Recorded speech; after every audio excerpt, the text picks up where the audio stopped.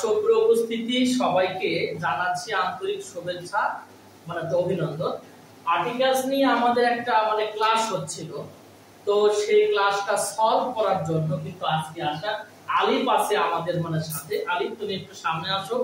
আমাদের কিন্তু bright student, আরো অনেক স্টুডেন্টরা আছে হয়তো সবাই চুপচাপ আছে। তো আমরা আর্টিকেলসটা একটু সলভ করি, সলভ করার পরে সবার খাতা আমি চেক করতেছি। আলিফ, এখানে বলো হি ইজ ড্যাশ এলএলবি, তাহলে এখানে এন্ডটা কেন হলো, তুমি কি এটা ব্যাখ্যা জানো?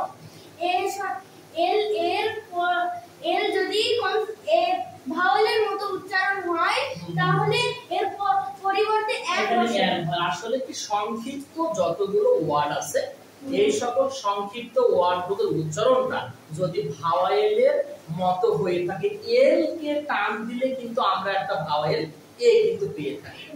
আচ্ছা আলিফ, তাহলে সেকেন্ডটা বলো I saw dash one eyed man. এখানে কেন তাহলে হচ্ছে অনের পূর্বে সর্বদা এ বসে থাকে, সেজন্য এটা বসছে। আর 3 নাম্বারটা I wait for you dash hour, কি হচ্ছে এখানে এন, তার মানে এটার ব্যাখ্যাটা আমি বলে দিচ্ছি।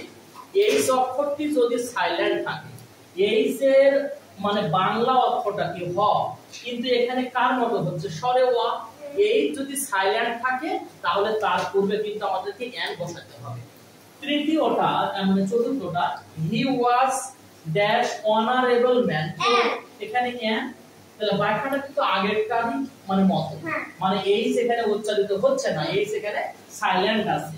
তারপরে 5 নম্বর dash holy Quran is a nice book, কেন এখানে দাটা আমি ধর্মীয় গ্রন্থের আগে সর্বদা দাও।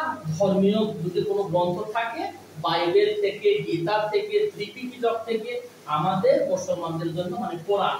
হি ওয়াজ ড্যাশ হান্টার, এখানে এইচ কিন্তু এবার উচ্চারিত হয়েছে। এই যদি উচ্চারিত হয় তখন কিন্তু এই ব্যবহার করতে হবে, ঠিক আছে? ড্যাশ টাইটানিক স্যাঙ্ক ইন 1912, এটা কি জন্য তালি? পানি জাহাজ, ট্রেন বা কোন বিমান, হ্যাঁ বিমান থাকলে। এখানে টাইটানিক এক সময়কার বিশ্ববিখ্যাত জাহাজ ছিল, কিন্তু আনফরচুনেটলি সেটা ডুবে যায়, যদিও সেটা ডোবার কথা ছিল না, তাই না?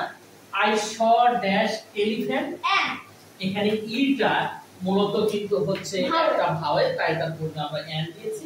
শি ইজ ড্যাশ শিয়ে, এটা হবে কেন?